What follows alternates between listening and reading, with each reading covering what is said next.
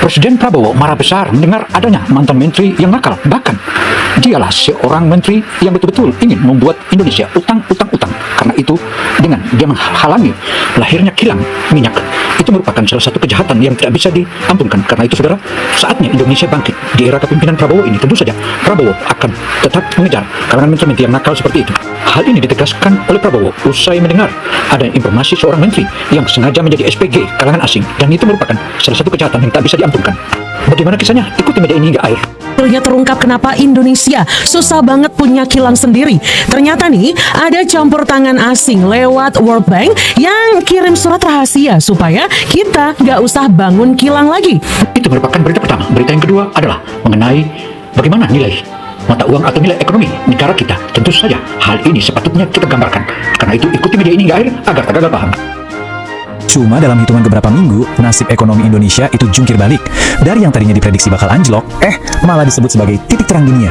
Kok bisa? Yuk kita bongkar ceritanya bareng-bareng.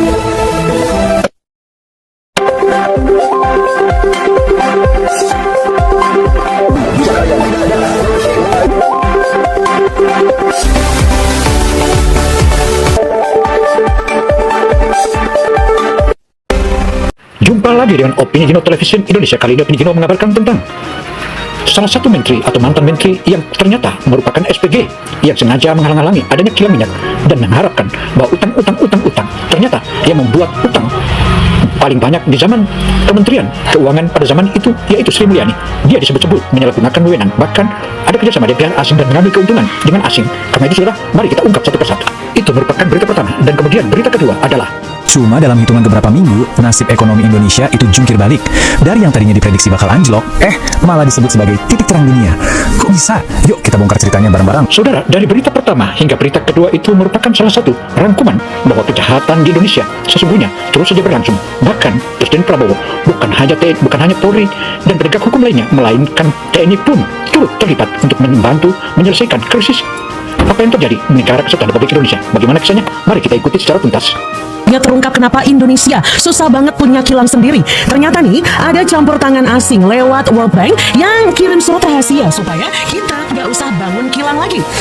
Loh. Pertanyaannya nih, menteri mana yang disurati? Banyak yang curiga nih kalau itu adalah mantan Menkeu Sri Mulyani. Pantasannya, beliau ini dulu dijuluki sebagai menteri tukang utang. Apa jangan-jangan emang benar beliau itu SPG-nya World Bank yang tugasnya cuma bikin kita ketergantungan utang. Utang terus. Saudara, penilaian berbagai media, termasuk para pakar-pakar yang telah menetapkan atau telah menyebutkan bahwa Sri Mulyani ternyata dia adalah bagian dari antek asing. Bahkan, dia menyebutkan bahwa utang itu adalah hal biasa. Padahal, dia ternyata ada kerjasama dengan World Bank dan IMF.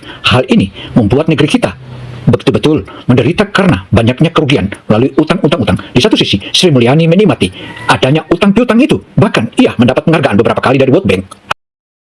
Kalau Pak Menkeu kemarin rame-rame, Pertamina malas. Ya bukan sekedar itu. Ini kan ada faktor geopolitik. Ya, ada faktor geopolitik. Saya ini mempelajari isu ini lama sekali. Wah. Sejak sebelum reformasi sampai reformasi itu bahkan World Bank itu nulis surat kepada Menteri Keuangan. Nanti bisa dilacak Menteri Keuangannya pada saat itu siapa. Yang intinya pemerintah nggak usah bangun kilang. Serius. Nggak usah, valid, dan itu saya tuangkan di buku saya yang pertama itu, Mas. Ada buktinya, dokumennya ya? Ada dokumennya. Wah, dan World Bank ya? World Bank menulis surat agar pemerintah Indonesia ngapain membangun kilang, karena kilang itu mahal sekali. Oh gitu. Kenapa Anda memproduksi sesuatu yang mahal sementara Anda tinggal beli murah? Itu. Ya itu kan ada faktor geopolitik. Tahun berapa itu kira-kira? Tahun 9 ya menjelang reformasi, Mas. Awal Awal-awal reformasi. Sehingga sampai sekarang kita ini nggak bisa mendirikan kilang, Mas. Karena banyak sekali campur tangan asing yang tidak menghendaki Indonesia ini punya kilang baru. Karena kilang itu simbol kemandirian energi. Simbol kemandirian energi, anggap saja kita hulunya ya, produksi hulunya itu naik, tapi kalau kapasitas kilang kita Tidak seperti memenuhi. sekarang, tetap kita harus impor dalam bentuk produk kilang. Sementara di negeri di Lain. tetangga itu, negara Bikin itu. di negeri jiran itu, mereka punya stok BBM, kapasitasnya gede, Berlebih.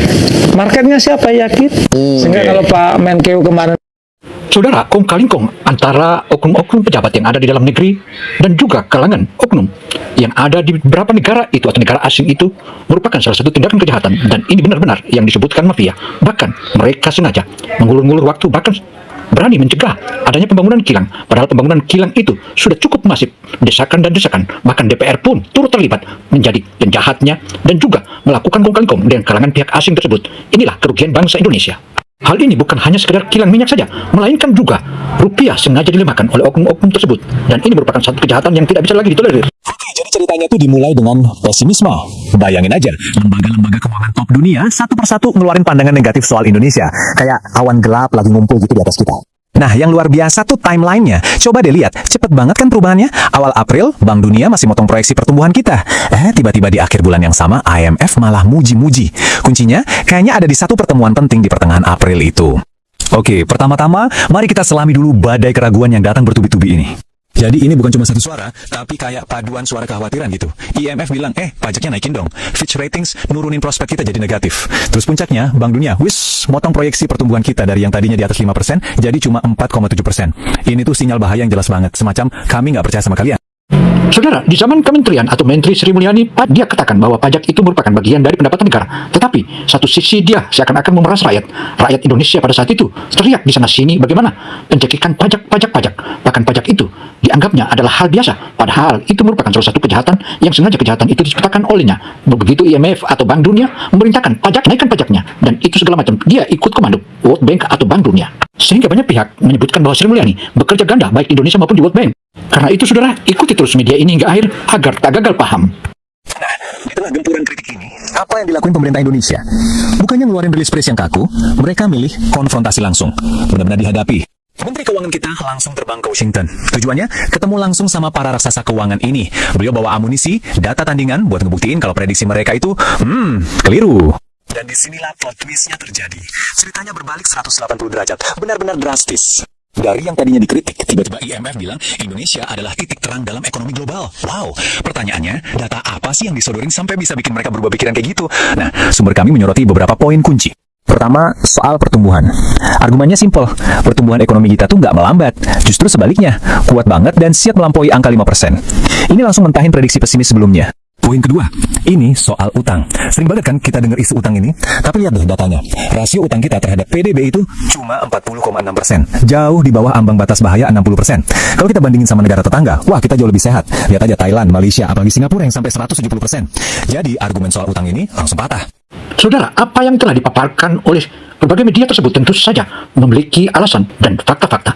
Hal ini tentu saja kita bisa katakan bahwa Indonesia mengalami kerugian besar di zaman Sri Mulyani. Setampaknya dia bermain dalam beberapa oknum-oknum pejabat, sehingga dia punya kejahatan, ia seakan-akan terlindungi, bahkan seakan bahwa dia adalah satu-satunya pejabat keuangan yang begitu baik. Ternyata di balik itu adanya kejahatan yang terselubung dan permainan kolaborasi kejahatan keuangan, hingga dapat disebutkan bahwa itu merupakan keuntungan golongan, dan itu adalah tindakan korupsi terselubung. Inilah kejahatan yang paling terorganisir yang sejarah lahirnya negara kesatuan Republik Indonesia. Enggak cuma itu, ada juga analisis dari JP Morgan soal ketahanan energi.